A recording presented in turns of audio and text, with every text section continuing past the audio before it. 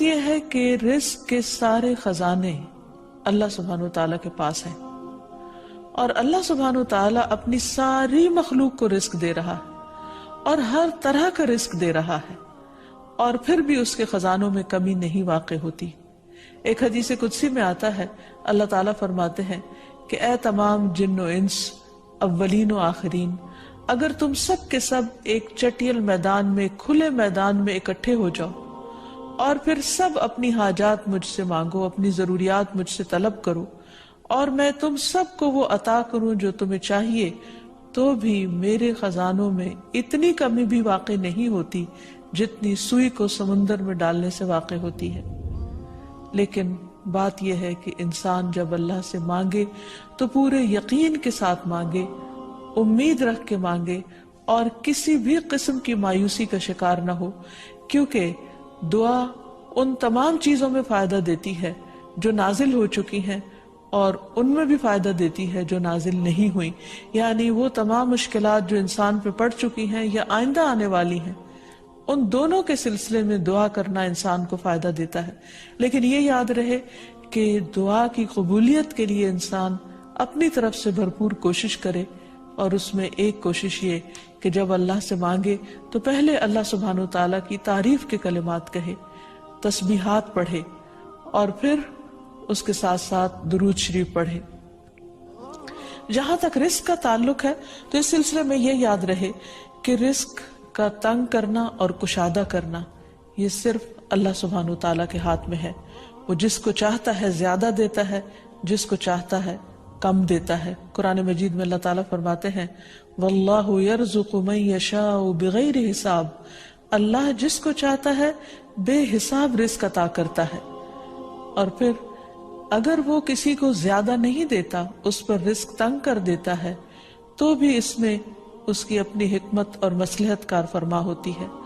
بعض لوگوں کو رزق کی زیادتی نقصان دیتی ہے، اور بعض لوگوں کو رزق کی کمی فتنے اور مشکل میں ڈال دیتی ہے کہ ان کے ایمان جانے کا خطرہ ہوتا ہے۔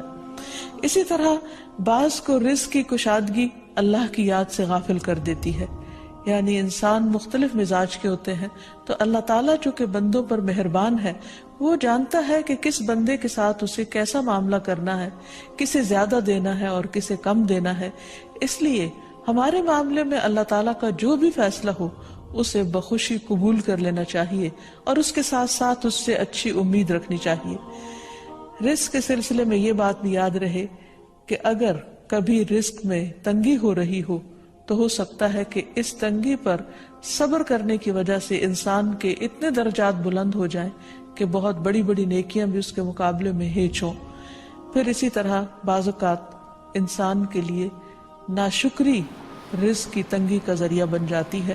تو اس سے بھی انسان کو پرہیز کرنا چاہیے۔ خواہ انسان کے پاس تھوڑا ہی ہو تو بھی اس پر اللہ تعالیٰ کا شکر ادا کرنا چاہیے، کیونکہ اللہ تعالیٰ کا وعدہ ہے لَإِن شَكَرْتُمْ لَأَزِيدَنَّكُمْ، اگر تم شکر ادا کرو گے تو میں تمہیں اور زیادہ عطا کروں گا۔ کیونکہ ہر انسان جس کے پاس جتنا بھی ہے وہ عموماً کمی کا رونا روتا رہتا ہے۔ اسی لیے ہمیں یہ سکھایا گیا ہے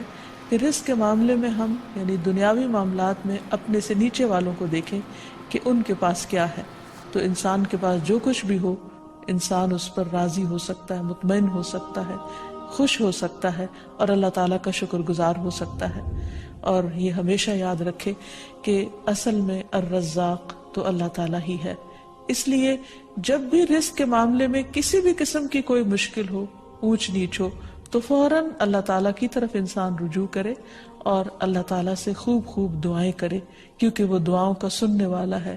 قریب مجیب ہے، بہت قریب ہے اور ہر بات کا جواب دیتا ہے۔ ایسا نہیں کہ وہ انسان کی دعا کو نظر انداز کر دیتا ہے، اور یہ تو اس کا خود حکم ہے، وَقَالَ رَبُّكُمُ ادْعُونِي أَسْتَجِبْ لَكُمْ، تمہارا رب کہتا ہے کہ تم مجھ سے مانگو تو میں تمہاری دعا قبول کروں گا۔ تو ہمیشہ ہمیں یہ یاد رکھنا چاہیے کہ رزق کی کنجیاں اللہ تعالیٰ کے پاس ہیں۔ فرمایا لَهُ مَقَالِيدُ السَّمَاوَاتِ وَالْأَرْضِ يَبْسُطُ الرِّزْقَ لِمَن يَشَاءُ وَيَقْدِرُ إِنَّهُ بِكُلِّ شَيْءٍ عَلِيمٌ، آسمانوں اور زمین کی چابیاں اسی کے پاس ہیں، وہ جس کے لیے چاہتا ہے رزق کشادہ کر دیتا ہے اور جس کو چاہتا ہے تنگ کر دیتا ہے۔ بلا شبہ وہ سب کچھ جاننے والا ہے.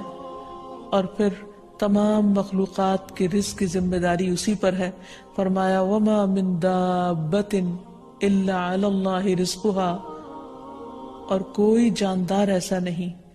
کہ جس کے رزق کا ذمہ اللہ کے اوپر نہ ہو. کوئی ایک چھوٹی سے چھوٹی چونٹی اور اس سے بھی چھوٹی مخلوق، ان سب کو وہی کھلاتا اور پلاتا ہے، وہی زندگی دیتا ہے اور زندگی کے اسباب مہیا کرتا ہے. لیکن اکثر لوگ اللہ تعالیٰ کے اس اختیار سے لا علم ہیں. اسی لیے اللہ تعالیٰ فرماتے ہیں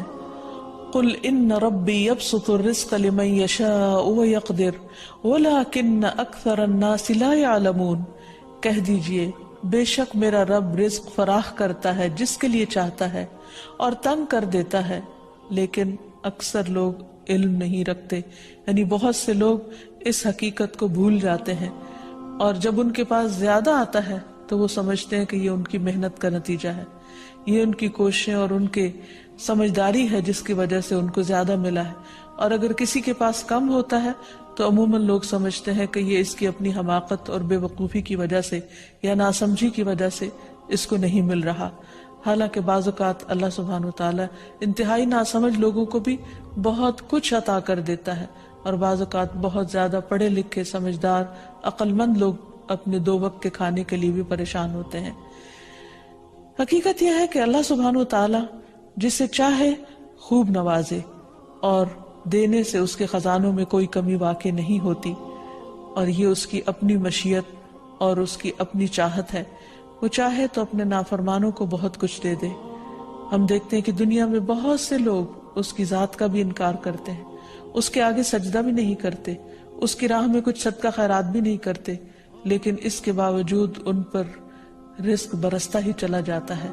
کیونکہ اللہ سبحانہ وتعالیٰ ان کو ڈھیل دیتا ہے. پھر اسی طرح اللہ تعالیٰ نے